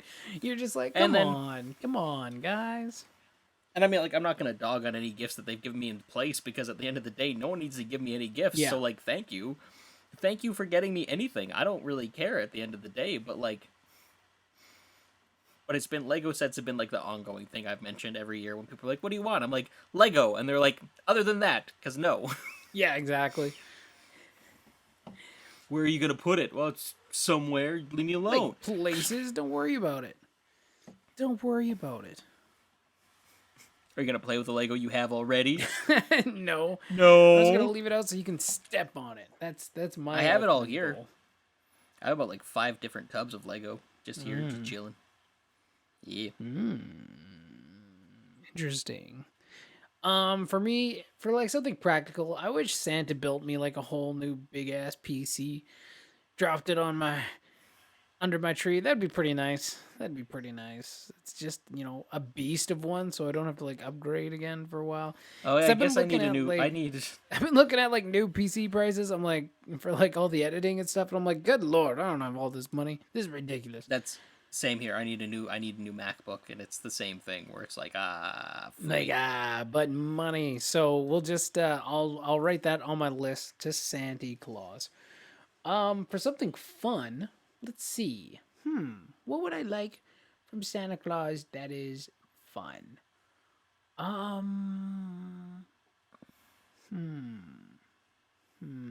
Oh, you know what? I want one of those I would love one of those like replica lightsabers that have like the cool like LED glow, like we used to have those like ones as kids, right, that you like flick out and they like come out like the little plastic cylinders or whatever. Yeah. Like I'm talking like those real nice high quality ones that you can still duel with, that like have the hard enough like plastic or whatever to duel with, but are real fancy and real nice. That's what I would like. I would like you know what? Screw that. I want a real lightsaber. I want an actual lightsaber that can cut through stuff. Forget the models, forget the replicas. Just bring me a real lightsaber. That's what I want for Christmas. For And fun. that's how Matt got onto Santa's naughty And list. that's how Matt accidentally murdered a bunch of people. Like, oh shit. Hey, check this out. It'd be like the porgs on Last Jedi. Someone's accidentally just like hitting it. Just no. Oops. It'd be a sick gift though. You can't even deny it, man. That'd be pretty tight. I'd honestly though probably cut my hand off. Like I'd be like, check this out, guys. Like, ah man, And then you somehow find out that you are your father, and it's just weird. it's just a confusing thing. Like, who's my dad? You are your dad. Oh my god. It would. But how? It's impossible. No, Can it you, would like, be such a strange. It'd be like I'd be like, come on, guys, this thing needs like a user's manual. But then, being a dad, I wouldn't read it, so I would just keep cutting off limbs and stuff. But for the while that I had limbs, it'd be pretty fun. So that's my Christmas wish for Santa. So he has a choice: new PC, real life lightsaber. That's his choices. He better at least bring me one, or I will be disappointed. Come on, Santa. Come on. Ethan's just Matt, shaking you his asked head. for the He's like, impossible. "Oh my god, why are we even talking right You're like, I want this real life practical thing, or this fantasy thing. Pick one. Okay, well I'll pick the easier one. now? I want this real life thing or this completely fictional made up item. You have to pick one." I bet the elves could make it though. I bet they could do it. I don't know, man. I don't know if they because like then is it based off magic or is it based off science? Probably science, but the elves are pretty smart. You know what they say? Magic is just science we don't understand yet. So Yeah, I think there's a lot of magic out there that's just magic. fair enough. Maybe, maybe not. I guess we'll have to wait and see if we ever see it all. What is your guys's what do you guys want from Santa? Let us know down in the comment section below. One practical thing, one kind of, for fun thing. What can Santa Claus bring you? Keep it appropriate though. I want to hear like I want Santa to bring me like a whole stack of, videotapes that no one else is supposed to watch but me. I don't want to hear any of that shit. Just oh man. Matt, are you okay? Are you alright, Matt? Oh no. No. No. Okay. But guys, let us know what you want Santa to get you for a gift though. It's just for fun. It's just for fun. Okay, here's another fun question for you. I feel like I'm interviewing you. Ethan Ahill. Yes. The Yes. world famous director and podcast master of the universe. Oh, thank you. What's one Christmas wish do you wish could come true? Like, so here's it's a loaded question though. Do I go selfish or do I go like? Well, it's always a no, loaded like- question. I'm not gonna give 'Cause you. I'm not obviously, gonna like- throw a softball at you, man. It's always gonna at least be a obviously, rocket like- launcher, at the very Like least. peace on earth is always a good one. But like, I could really use my student debt to be gone. That would be nice too. yeah. And I only get one wish, right? All Like, the this is little just- children gathered together, singing in harmony. Yeah, like end world hunger. That would be a good one. Yeah. Like what are the limitations within this wish? Is It's it just something that anything, affects man. me? It's just like completely anything. One wish comes true. So it affects more than just me. Yeah, it can be anything. Like honestly though, that's not fair, Matt, because it's like right now you're asking me, do I end a pandemic or do I pay off my student debt? Like That's what I'm asking you, and then it's gonna be like my turn. I'll be like, skip. Skip. I mean like here's the thing. I'll reach a middle ground and I'll say Okay, how about this? How about every- this? We'll do the same thing as the last one. A serious one and like one for fun. How's that? No, here's the thing. Everyone's student debt is forgiven. Ooh. No matter where you got it from. It's gone. Like Yeah. don't worry about it. So there we go. That's problem solved. Because then I get my cake and eat it too. I get my problem taken care of, Listen, but I'm sharing guys, it with this everyone wish else. was born out of selfishness, but I have become selfless in I've my made it execution selfless. of the wish. So just be happy about it, okay, guys? Okay. Everyone gets a DVD copy. All the small children gathered together, singing in harmony across the world. See, I don't know. Like it's tricky We're in because world like hunger. Peace for all mankind. oh no, I know what I really want. Aside from the student debt, I want all Nazis to disappear. That would be nice. That would also be great. That'd be That's my that would wish. Be a good. That's my wish. That's As a non-white man, See you that's later, my wish. Nazis. I wish all the Nazis and the KKK and all the white supremacists would just disappear. That would be cool. True. That would be cool. That'd be a little No, less see, I don't want them- stressful for 2020. I don't want them to disappear. I want them to reappear on the sun. I think that's Not racist. I want them to reappear as not Nazis. No, I want them to reappear on the surface of the sun. Oh, yeah. I was just Yeah. saying we could just make them better people, but I guess Well, mass fine if murder you is want to okay be. too. I guess it's a Christmas wish, so I can't really do it for mass murder. Exactly. That's why. And I think peace on earth would just totally cover that anyway. So Yeah, but like I think student debt's the big one, no, that's fair. whether personal or for everybody else. Yeah. Well, let's just do the everyone else thing because that's also good. But also like at the end of the day though, I wish if I could wish away COVID, I would. Yeah. Because I know there's a lot of people who are struggling. Well, with I think that. that's like a given right now. Like number wish one my Christmas government wish: would- no more COVID. That'd be nice. I wish my government would step up and actually do something about it. I mean, that's a good wish. Yep. I'm not bitter. I'm not upset about anything at all. Yeah, I'm not bitter. Okay, let's move on to later topics then. What's your just for fun wish? Something like My just just for fun ridiculous. Like it's just I wish this happened, and it's just ridiculous or not possible, but for fun. Oh, I just wish Santa Claus was real. Then that's Oh basically my it. god, Like, I didn't even think about that. I was gonna give everyone Like- the Force. This is so much better. nah, man. Like you make Actually, the Santa Force Claus is an pretty actual slick. living entity. Yeah, but there's a lot of jerks out there. Whereas Oh, like Santa yeah. would monitor that. Like he'd monitor who would get stuff Naughty and because nice. naughty and list. nice, Yeah, right? Like, yeah. like I'd actually get that lightsaber. Pretty cool. see, there's also. Oh, I just made myself really sad. Oh no. I wish Robin Williams was still alive. Oh yeah. I think the world needs that man right now. Sorry to be a Wow, downer thanks again, for being a Matt. downer, Ethan. Jeez. But like, Jeez. like yeah, And Chadwick like, Boseman. Let's bring him back too while we're at it. we got to be careful with our wording because right now we're asking for a lot of zombie celebrities, and that's just That's also true. Just like this is not what I was hoping for. Just create a zombie pandemic. Oh no. or even if if it would be like if we want to go super high fantasy concept here, just like wish that like one day a year people got to be reunited with their dead loved ones.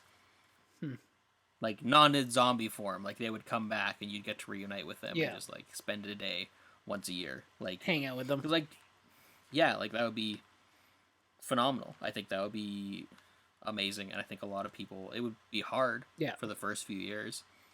But just knowing that every year you'd get to reunite with them again would be something. Mhm. Man, I'm getting sad. I'm getting real. You're getting But, like- yeah. This is supposed to be fun. I'm sorry. I'm sorry. This is supposed to You- be you- fun. You're just like, man, we could bring back all the people we've lost. It'd be so nice. Like, yeah, it would be. But also, this is getting sad, man. But like in a good way. It's a good sad. It's not a. It's not a. It's not a thinking about the state of the world. Fair enough. Fair enough. Well, okay. Moving on here, I guess. My Christmas wish, if I was to wish one wish, is that all the little children would take each other's hands around the world and sing one song in perfect harmony. You've said this several times. Is that your No. actual answer? No, it's not. But like, do you have You know any how creepy idea? that do you concept have would any be? idea what I'm referencing? Because I'm not really sure if I'm saying it right. But No, but do you know how are you referencing Elf where it's like that thing where it's no, like, this is actually like Christmas it's an SNL skit, and it's like Steve Martin. Have you seen that oh, one? okay. And he just like starts off by like, if I had one wish that I could like wish for or whatever, it starts off with like peace for the world, and then like all the little children holding hands, and then it goes into like money and stuff, and then he keeps changing the order, so like all like the really good shit, like for like No, I think I totally have seen like this. yeah, it starts at the first, and then But, like like- all the things he started with ends up at the bottom of the list. Like it's a really funny skit, and it's kind of what the inspiration was for this. So I was like, I don't know if he'll get it or not, but like it's a really like YouTube it, man. Like it's a really funny skit. Steve Martin on SNL. To give context, though, I want you to think about that wish, though, of like all the children gathering around, singing a song, singing in perfect harmony. Yeah, that'd be That's such a creepy image of like just like you make that wish, and all these children just like show up. snap to attention and just like they just all latch. You know they just what? go into the streets and latch hands. Sometimes the idea of the wish and the execution of the wish is like totally different, right? That's why like the genies are always like, careful what you wish for, man, because sometimes it's like, this is not what I wanted. They're like, oh well, this is what you said. Oh, but you like, should have worded it carefully. but in general, I think honestly, like I would want everyone to just be happy. You know what I mean? Like you See, can't that's like tricky change wording, like, though, too, the though. world, like you know. But like I don't know. I just want everyone to be like not angry and not frustrated or not like like obviously there's a lot of feelings and emotions and stuff that come with the pandemic, but like Okay. and there's a lot of feelings and emotions though that I think also come with social media, right? And like I think if you took social media of the like equation, the pandemic would be like it'd be a totally different beast, right? Like we'd be dealing with something totally different. It would be harder to communicate with your family and friends, yes, but also like it would just make like it would not be so crazy sometimes. Like I think there's just a lot of like unhappiness that comes from that, and like No, I can agree. and obviously beyond the pandemic and social media and those types of things, but just people's like state of life too, right? Like not everyone's happy with where they are in life, and like we've even talked about it a little bit. Sometimes we're just like, oh man, what am I doing right now? Like, No, I'm super happy right where I am. like This playing with really your puzzle, doing this podcast, playing and with being my like, yeah, Rubik's doing the Cube and- podcast, man. It's legit. It's legit. But I just wish everyone was like, just happy. I wish we're all just like happy for like a day. We didn't hate each other. We weren't mad at each other. We weren't trying to cancel each other. We're just happy. We're just happy. I think that'd be my wish. My problem is I'm just too busy being dopey. Yeah, well, there's your problem, man. We got to get that sorted out right away. My second wish, which is like a little bit more fun, I wish I could fly, man. I really wish I could fly. Not everyone, just me. Just me. I feel like that could end terribly, Matt. Why? Well, because like how well do you fly? I fly expertly. Like you Well, just know how to fly. Like there's no learning curve. Yeah, like Superman, right? Like, of course, there's gonna be a learning curve. You gotta figure it out. But like, obviously, I'm not gonna like fly to like 80,000 feet and be like, oh yeah, this is my test run. Like, no, you just start little bits at a time. Get better at it as you go, just like anything else. But yeah, man, I wish I could fly. That'd be pretty slick. You know how easy it'd be to I get don't know, around man. places? So much easier. You know how scary it would be too for like people who aren't flying. You just just like like suddenly, look up, like, what's up, guys? Just take off. oh my gosh, what? Oh, where's your car, bro? Wait, like, people I are just flew here. What do you mean you're like, oh my god, the hell? People are flying now. What's going on with 2020? Oh my god. Flying people. That'd be hilarious. No, that'd be my wish, man. That'd be a fun little Christmas wish. A lightsaber and flying. Santa delivers a lightsaber and I can fly. That's going to be a really slick combination. Also, maybe terrible. Who knows what kind of destruction I could cause. And that's how Matt began his rampage. Oh, man. But anyway, I just, I'm trying to land it up because, like, sad wish, Ethan. Sad wishes. Hey, my wishes were nice and heartwarming in a sad way. Sorry, I've just been listening to so much emo. I've been listening to so much emo music lately. I'm just a sad boy all the time. Oh boy. Okay, well, moving. Let's try and move on to something maybe. What's my next question here? Actually, you know what? Okay. You know what? The next question shouldn't be terrible, so we should be okay. Oh, just you We're gonna wait. get back Just around. you wait. And I'll don't ruin you it. ruin it. Damn it! Don't you do it. So you guys let us know, what's your one Christmas wish do you wish could come true? A serious one, a fun one. Let us know down in the comment section below. Let's see, you kind of get the theme today. Okay, next one. We're going back into like the realm of movies and TV. Um, Here we go. Favorite Christmas episode from any TV show. TV shows often, obviously, have plenty of Christmas episodes throughout like their different seasons and stuff. So, what's your favorite one? It can be any TV show. What Christmas episode sticks out to you? That you'd say like, man, this is a great episode, and it has Most of the Christmas. community Christmas episodes are on point. Like, I'll actually go through and watch those specifically. I don't think I have specific Christmas episodes for the most part. Honestly, one of the big... It's not even Christmas related, but it is. Right. Because in the Batman animated series, at the beginning of their newest the last season, which was like a revival, they have a Christmas episode. And it's pretty good. It's pretty good, but the very best one is actually the last segment is a New Year's Eve segment. Okay. And it's good. It's standard. The Joker's gonna, poison a bunch of people, that kind of stuff. Batman has to stop him. And it's actually become a thing I share on Facebook, I think, every year. Okay. And the very end is Commissioner Gordon is waiting in a diner that closes up, and then Batman shows up. And they have just a little heart-to-heart of like, well, we survived another year. And like, just like a really good friendship moment. Yeah. Just together. And just kind of a good, like, it's just one of the most heartwarming moments on TV, in my opinion. And it's just, keep an eye on it for Facebook this year. I'll share it probably again. Sure, I'll keep an eye out for that. But it's just them reflecting on the fact that, they've gone through hell together again. Yeah. But they'll do it again next year, and they'll be at that same diner for their tradition next year. And like, it's so good. It's such a good, pure moment that even though it's New Year's, it definitely encapsulates what I feel about Christmas. Mm-hmm. Yeah, otherwise I can't really think of any off the top of my head. I can't really think of any prime Christmas episodes that I go to. Yeah, just Community would be like my go-to ones because they have really good fun takes on Christmas. Like the stop motion holiday episode is phenomenal. Oh yeah. Man, I gotta get The back Glee to Club watching the one is also Community great. again. We were rewatching it at one point, then we just got busy. I think, like once everything opened back up again. But I'm like, oh yeah, Yeah. and we started watching Vikings a bunch. I gotta get back to the Community.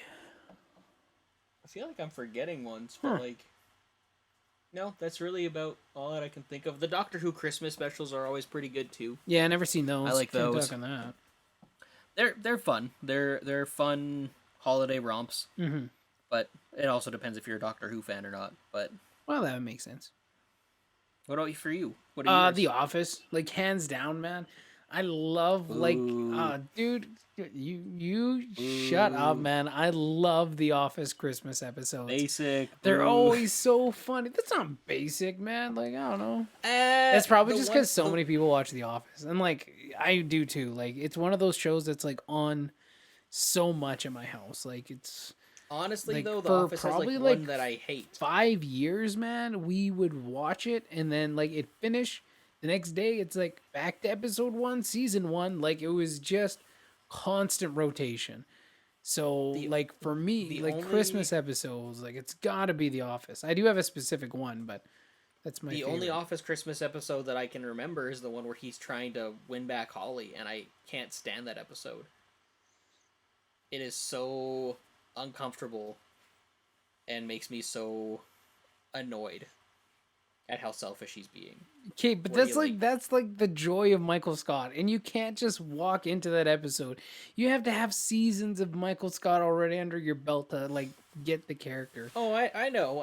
It's still one that makes me cringe, and I get secondhand anxious, and I don't care for that episode specifically. And honestly, like, yeah, I think there might be something like maybe wrong with me too, or just with us who like The Office, because it's like so No, many just with- people. it's me, 'cause I don't like so The many people Office. are just like, man, he makes me so uncomfortable. I was like, I don't know. I think it's pretty funny. Actually, Like it is uncomfortable, and rephrase I that. think that's where like the entertainment part comes from. Like it's just because you put yourself in that situation. It's like, oh my god, if someone in my real life acted like this, I don't even know how I would like deal. But from like an outside perspective, it's pretty funny. I should also rephrase. It's not that I dislike The Office. I do like The Office quite a bit. I enjoy it. I don't have the same rewatchability with it as other people Yeah. do. Like I don't go back to it every single day, every single Yeah. year. And I do like it. Just that specific episode.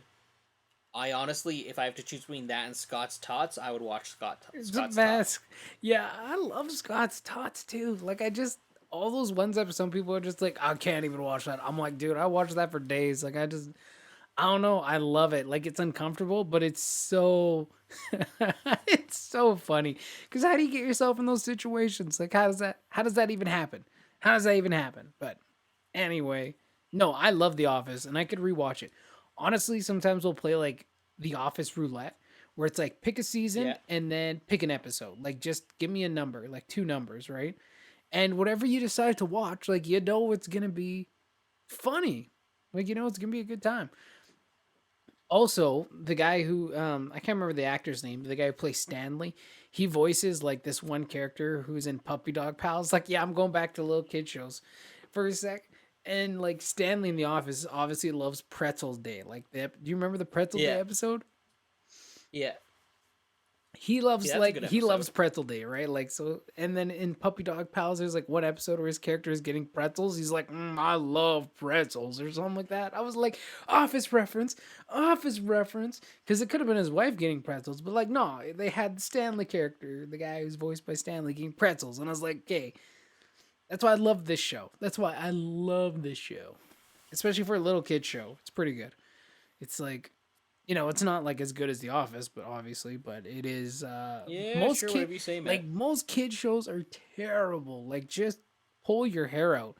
This one, it's like I've already talked about it. Just great writing and just very witty stuff and great stuff for the parents and the pop culture and stuff like that. So fun little Easter eggs to point out.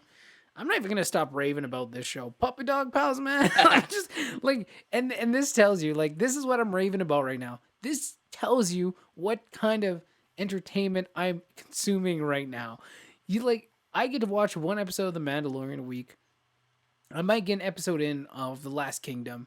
The rest is like Puppy Dog Pals and every other, like all the other little kid shows that are kind of on through the day. Obviously, like not all day long, but certain Most of the times, day. certain times, right? When you're just like, okay, we can chill, watch some kid shows for a little bit here. Then we try and find other things to do, but yeah, like out of all like the entertainment that I get to consume, like the majority of it is like kid stuff. Anyway, I'll stop talking about that. My favorite Christmas episode from The Office, though, I think has to be Moroccan Christmas. That one makes me laugh so much. Phyllis gets in. Oh, which one is that? Phyllis gets in charge of the party planning committee because she blackmailed Angela because she found out Angela Yeah. and Dwight were having an affair. So her theme is like a Moroccan Christmas, and Angela's all pissed because it's not like Christmas. It's like a Moroccan Christmas. So they got Yeah. like booze and stuff, and like the dancing and the different music. Andy's got his weird like guitar thing, like from like India or wherever it comes from. I don't know. But anyway, in that episode, Meredith gets so drunk that she lights her hair on fire. So then Michael stops all the party to have everyone sit in a circle and have like a makeshift like intervention for Meredith. And like it doesn't go very well because like everyone's like not really on board except Michael because he's like, this is just too far. You've gone too far. We got to get you better. I got to help her. And then like kind of closer to the end of the episode, he like takes her, puts her jacket on, like, and like leaves the office, like, and he's been trying to get her to go to rehab the whole time. That's like his big push.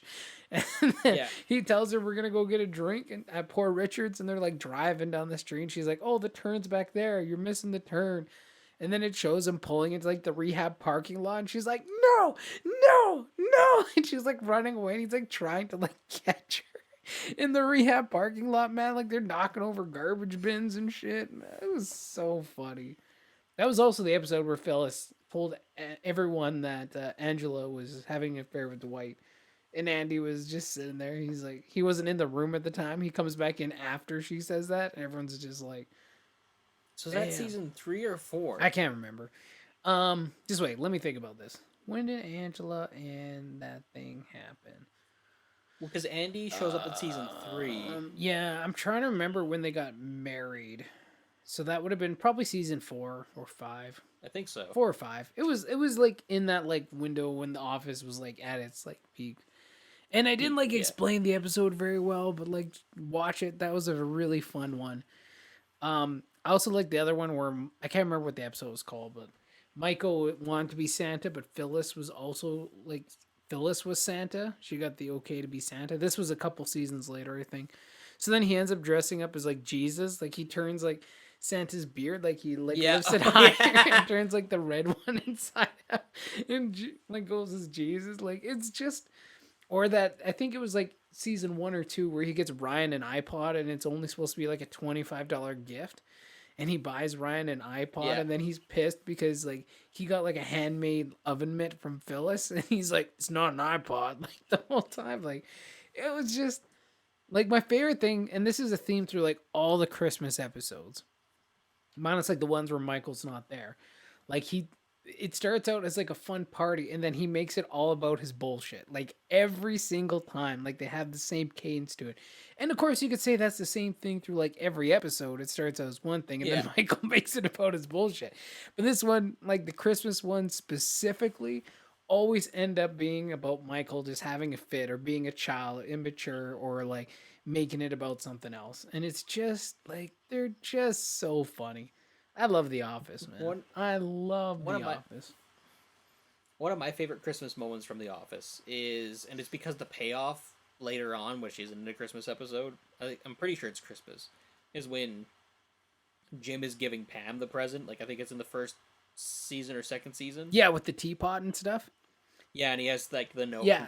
That's the same. Like that's the same episode and where like, Michael gives Ryan the iPod. Like that's a secret like, Santa thing, and then they do the switcheroos. And I like that moment because he chooses not to go through with it, but then pays it off. Like what was it, 7 seasons? Well, later? like the season, like like close to the end, where he gives her the note. Like the last. I want to say season 8. Well, whatever the final season is, I think it's 9, isn't it? Yeah. Yeah. But it was like the last like 2 or 3 in the last like 2 or 3 episodes of that season. Like it was a sweet enough moment, but then like the payoff with that moment where it's like, hey, we're finally together, so you can see this. Yeah, that really like it was good. Like that was. I think it was season. I think it was season 2 that happened because season 1 was like obviously like the pilot season kind of thing, and I don't think they had a Christmas episode in that season. So I think it was season 2. A rough season. No, it was pretty great. So like, The Office is obviously like my stuff.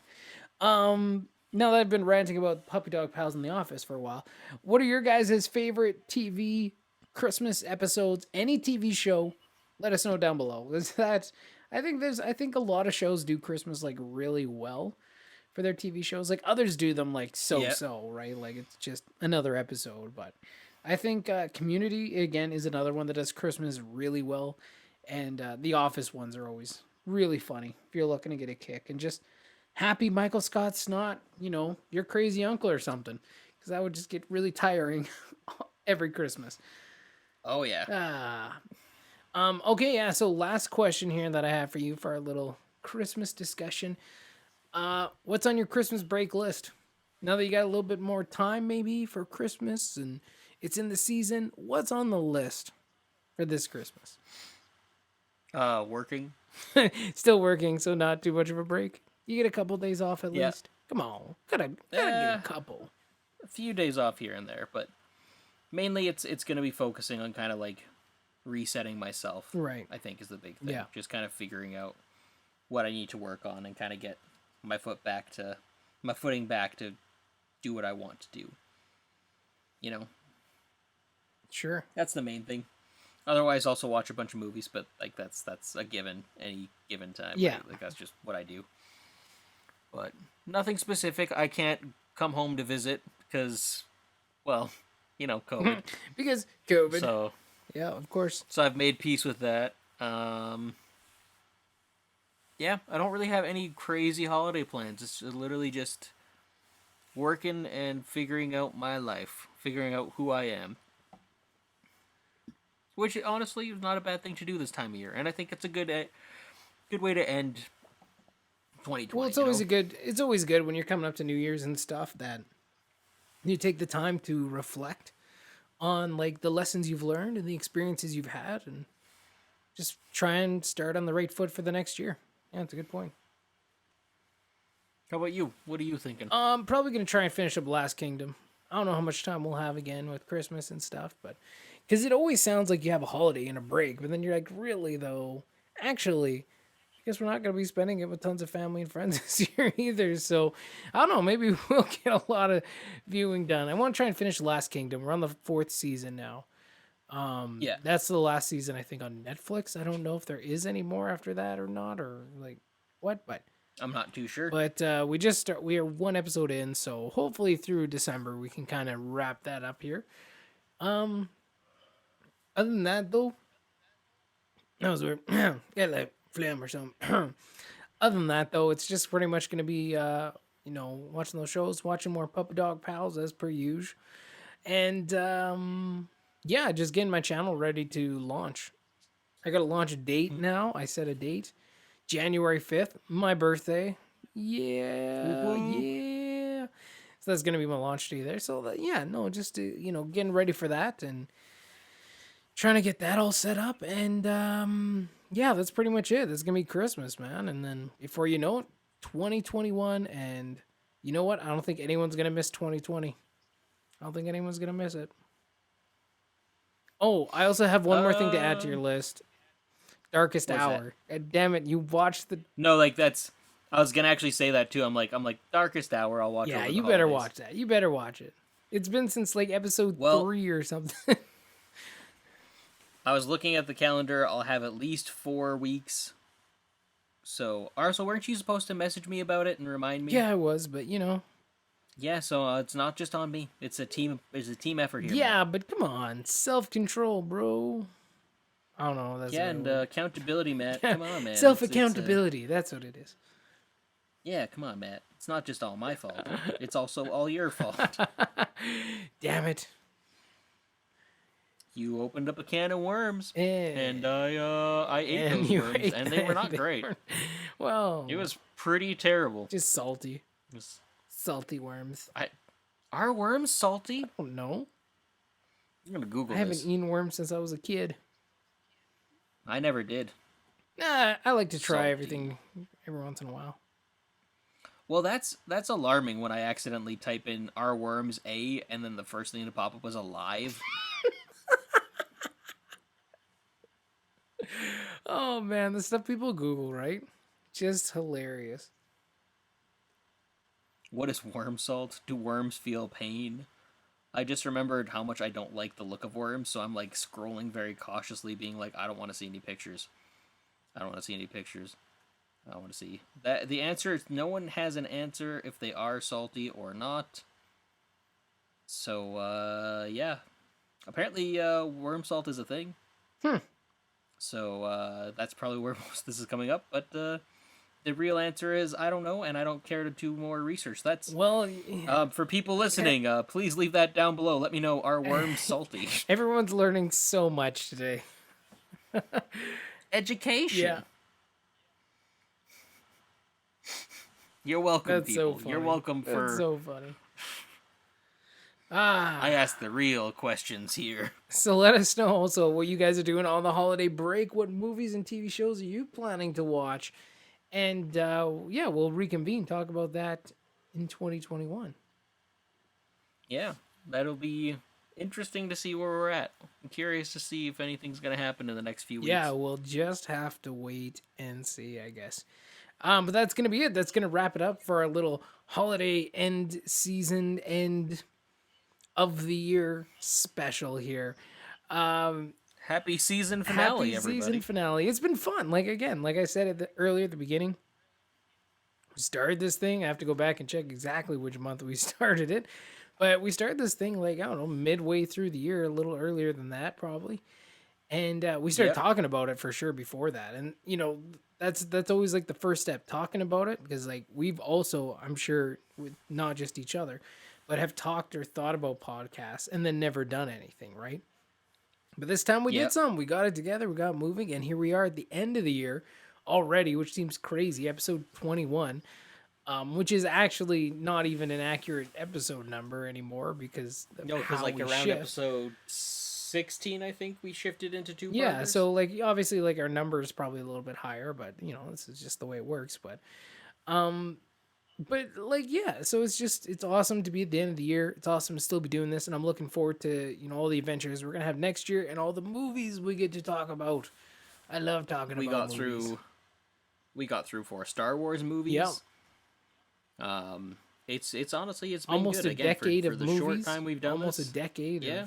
of favorite movies. No, because I guess we finished at 2010 or We finished at 2011. 2010. We're going into 2009, I think, when we start back Okay, up, and that okay. will be like the exact 10 year, because I think we started 2019, right? Because we're like because 2020 was useless 2020 at the didn't time, yet. and it still kind of is. So let's be honest. Well, I think that's a fitting way to start season Yeah. 2. I think starting with 2009, that's a good way to Yeah. mark it. I agree. We'll see how season 2 goes, how long it goes for. Yeah, If it's gonna go for another if it'll go for 21 like episodes 21 or episodes or full month, we'll see. We'll see. Full month. 2 weeks, it Full goes for month. 2 weeks. Matt really believes in us in the new year. Send the bar real low, like 2 months. Matt's Yeah, New Year's yeah. resolution is to kill this podcast. Like, That's what you're. We'll see if we make it the next month. The way things are going. We'll see. Anyway, Ethan, let our good people know where they can find you there.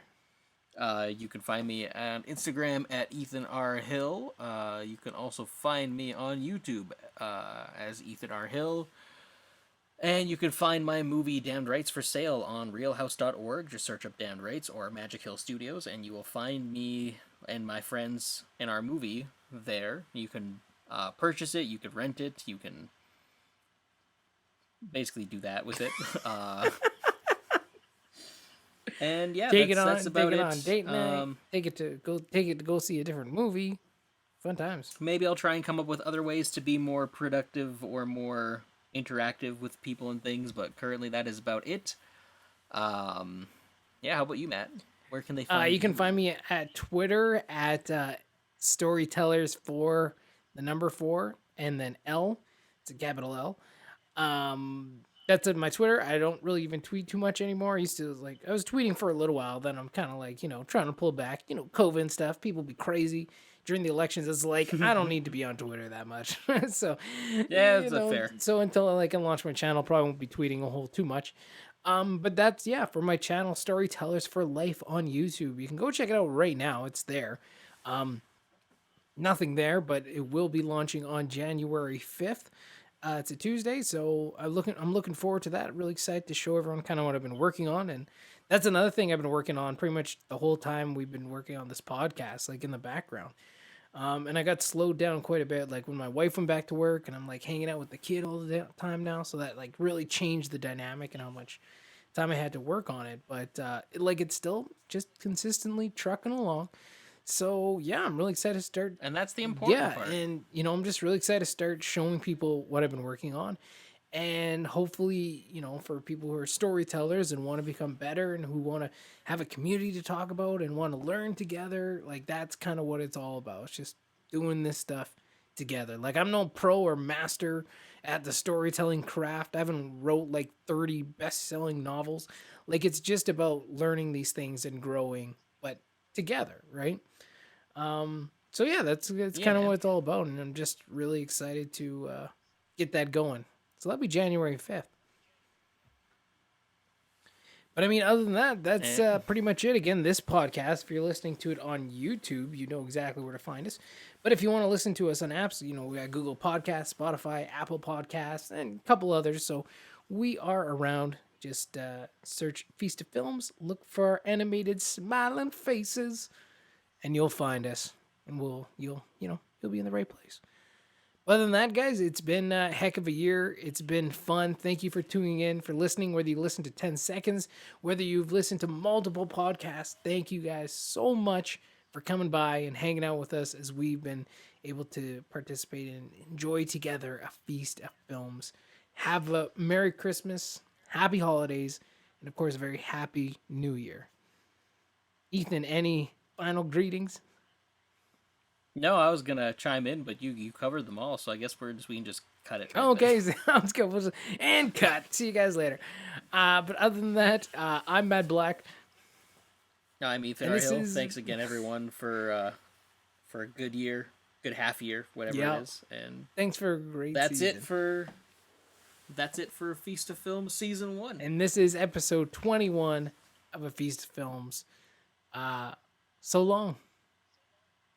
Toodaloo. That's Oh, yours. yeah. Bye-bye. I think I'm stealing your stuff. So long. Last episode. We totally botched the ending. But it's okay. It's okay. Have a great holiday, guys. We will see you later. So long. Farewell. Bye-bye. So long. Our Vitor say not do. Yeah. Doodaloo. Bye-bye. See you guys later. Have a Merry Christmas, everybody. Merry Christmas. Bye-bye.